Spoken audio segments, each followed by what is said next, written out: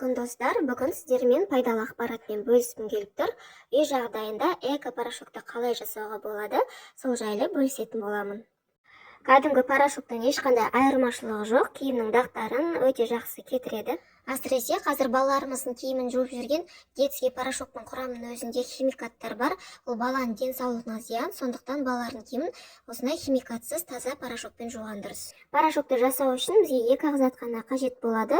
Ол күнделікті қолданып жүрген кір сабын мен ас содасы.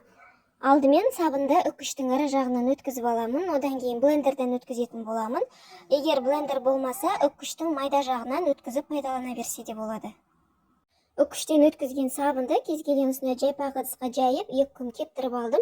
Себебі бірден блендерға салатын болсаңыздар, сабындар бір-біріне жабысып қалады. Блендерімізға сабынды салып, енді майдалап алатын боламыз. Қазіргі таңда дерматит, псориаз деген тері аурулары көп деп кездеседі. Сондай тері ауру мазалайтын балалар болсын, үлкен адамдар болсын, киімдерін порошокқа қарағанда осындай эко-порошокпен жуған дұрыс. Бұл порошоктың тағы бір жақсы жері, кәдімгі порошоктар сияқты денеге аллергия немесе жағымсыз әсерлер қалдырмайды. Міне сабын бізде осындай порошок секілді өте майда болып шығады. Енді бұны бөлек ыдысқа салып, сабынның қалған бөлігін өткізіп аламын. Екіншісінде соданы бірге салып өткізіп жіберетін боламын. Менде сабын барлығы бірден симағандықтан блендерден 2 бөліп өткіздім. 2 бөліп өткізген сабынды бір ыдысқа қосып, содасы біркелкі араласқанша жақсылап араластырып аламын.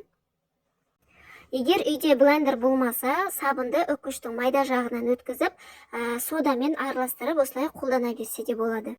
Қазіргі таңда біз қолданып жүрген қарапайым порошоктардың иісі аңқып әдемі шыққанмен, оның бәрі химикат, денсаулыққа өте зиян. Сондықтан киімдерді осындай құрамы таза, химиясыз порошокпен жуамын. Киімнің дағы кетпей қалады деп қорықпаңыздар, дақты да жақсы кетіреді. Порошокты мен осындай беті жабылатын пластик ыдысқа салып қойдым. Видеом сіздерге пайдалы болса, лайк басып, каналыма тіркелуді ұмытпаңыздар. Назарларыңызға рахмет.